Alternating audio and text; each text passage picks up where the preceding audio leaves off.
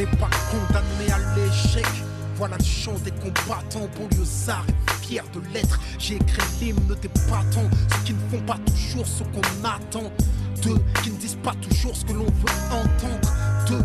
Parce que la vie est un combat, pour ceux d'en haut comme pour ceux d'en bas. Si t'acceptes pas ça, c'est que t'es qu'un lâche. Lève-toi et marche, c'est un pour les miens, arabes et noirs pour la plupart et pour mes babdous.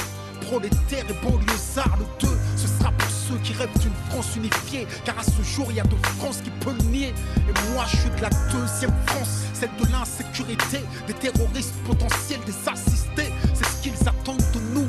Mais j'ai d'autres projets qui me retiennent ça.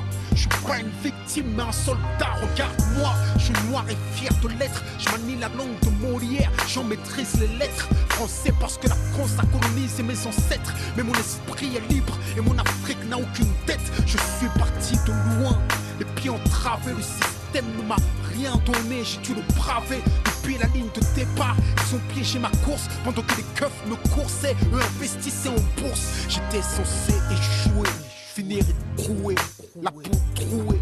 Et si j'en parle la gorge nouée, c'est que j'ai nagé dans des eaux profondes sans bouée. J'ai le ghetto tatoué dans la peau, je rebelle comme mes coués. Mais l'espoir ne m'a jamais quitté. En attendant des jours meilleurs, j'ai résisté. Et je continue encore. Je suis le capitaine dans le bateau de mes efforts. Je n'attends rien du système. Je suis un indépendant. J'aspire à être un gagnant, on est perdant. Parce qu'on vient de la banlieue. C'est vrai qu'on a grandi, non, les yeux dans les bleus, mais des bleus dans les yeux. Pourquoi nous dans les ghettos, eux à l'ENA, nous derrière les barreaux, eux au Sénat, ils défendent leurs intérêts et le de nos problèmes. Mais une question reste en suspens. Qu'a-t-on fait pour nous-mêmes?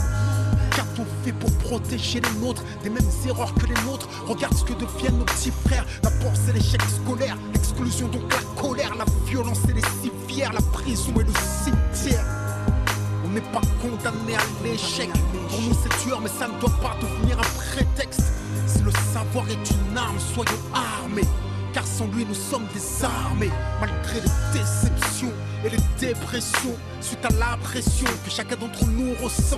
Malgré la répression et les oppressions, les discriminations, puis les arrestations. Malgré les provocations, les incarcérations, le manque de compréhension, les peurs et les pulsions. Leur désir de nous maintenir la tête sous l'eau transcende ma motivation, nourrit mon ambition. Il est temps que la deuxième France s'éveille. J'ai envie d'être plus direct, il est temps qu'on fasse de l'oseille. Ce que la France ne nous donne pas, on va lui prendre. Je veux pas brûler des voitures, je veux en construire puis en vendre. Si on est livré à nous-mêmes, le combat faut qu'on livre nous-mêmes. Il suffit pas de chanter, regarde comme ils nous malmènent.